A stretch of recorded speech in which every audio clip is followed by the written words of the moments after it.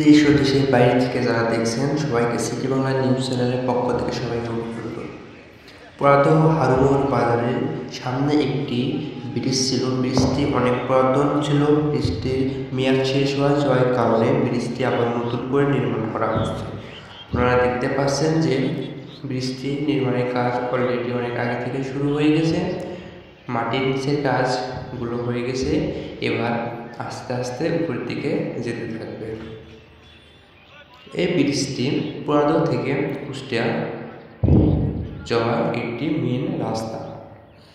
বর্তমানে এই ব্রিজটি হওয়ার কারণে গাড়ি চালাতে অনেক অসুবিধা হচ্ছে। বর্তমানে গাড়ি এখন বিপরীত রাস্তা দিয়ে কুষ্টিয়াতে যাওয়া লাগছে গাড়ি চালাতে।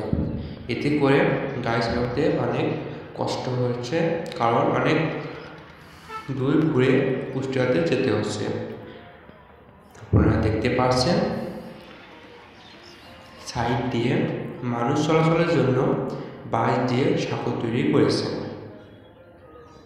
এখানে শুধু সাঁকো দিয়ে মানুষ চলাচল করতে পারবে, কোনো গাড়ি ঘোড়া চলাচল করতে পারবে না।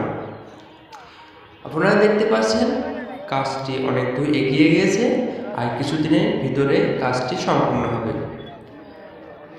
তো এরকম আপডেট পেতে হলে আমাদের সিটি বাংলা নিউজ পেজের সঙ্গে থাকবেন।